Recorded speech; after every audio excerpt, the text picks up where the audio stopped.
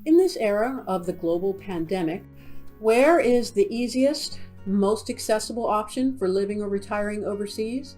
We'll tell you in a minute.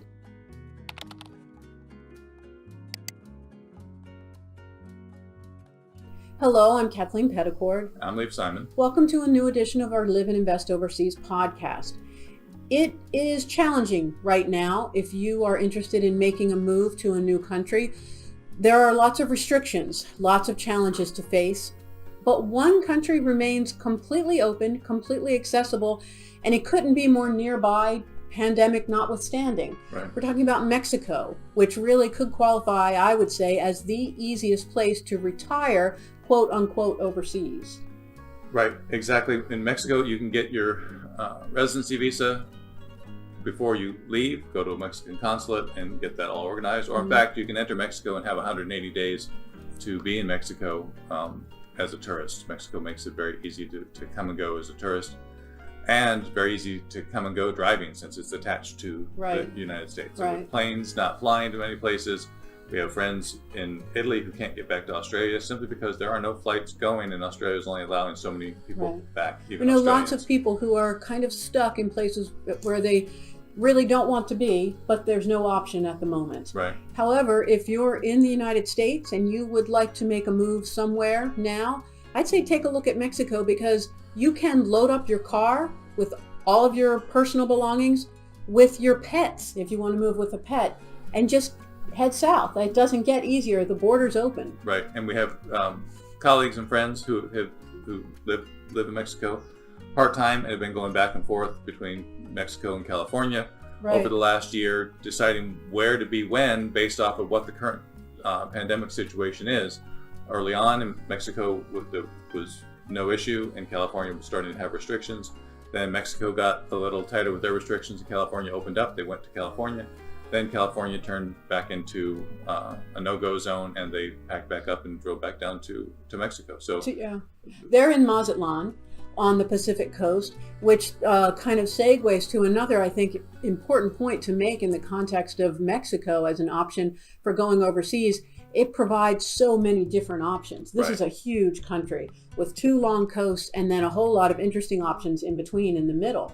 So our friend who we're talking about, who has, over the past year, while everything has been evolving with regards to the pandemic situation around the world, he and his wife have been able to go back and forth between California and Mazatlan. Right. That's really a remarkable thing. And not willy-nilly, and not trying to break any quarantine rules, but just to be in the place where their life is better depending on the current rules. Right. But the border's been open, and Mexico is a big country. Lots of options for where to go. On the Pacific coast, you have Mazatlan, Puerto Vallarta, Cabo San Lucas on the peninsula. On the east side, the Caribbean side, Cancun, Playa del Carmen, Tulum are the main places that people go. In the middle, you have San Miguel de Allende, Ajijic. Querétaro is a place that I would go, although that's less expatty. Right, more local Mexican community. More local. And so if you want to not learn Spanish or not learn a lot of Spanish and speak English, all of the tourist spots definitely have plenty of English speakers. And Puerto Vallarta has been a tourist destination for many, many decades, and at this point, I don't know if there's any Mexican working in Puerto Vallarta that doesn't speak English. Right. So that makes life easier. Puerto Vallarta has, if you're into all the big box shops, easy grocery shopping, Walmart, get all the stuff that you want. Has a colonial city, has a marina, has golf courses. Has everything that you could want in retirement. And our friend who is retired part-time to Mazatlan, he says at first he was embarrassed by admitting that he, at this stage of his life, he's lived, in fact, in a number of other places in Latin America over the past nearly 20 years. He said, at this stage of my life, I wanted convenient and comfortable and easy. And he said Mexico offers that while still offering the exoticness and a little bit of an adventure day to day. It's not like retiring to Arizona or Florida. There's still a little more interesting, maybe, and a little more exotic, a little Right. more culturally different, and a lot more affordable. and a lot more affordable. So the Mexican peso has gone up and down like many currencies over the last year, but still very affordable from a day-to-day living perspective. Real estate in many of these areas where expats and tourists are going are priced in U.S. dollars, but even with that last year, people were changing their dollar prices because the peso had gotten so weak at one point.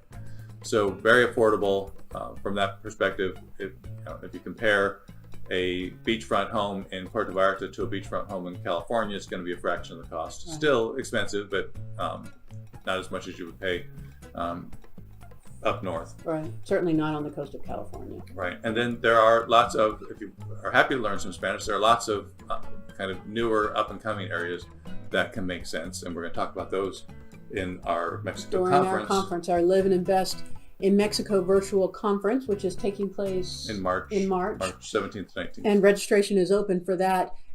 One specific destination I want to mention, I think it's worth highlighting. We've identified a town called Alamos in Mexico, a colonial city, that we, based on friends and contacts who've spent a fair amount of time there, have decided maybe presents the best option for single women, for a single woman Right. retiring overseas alone, wanting to make a move like this on your own. I think it's worth looking at.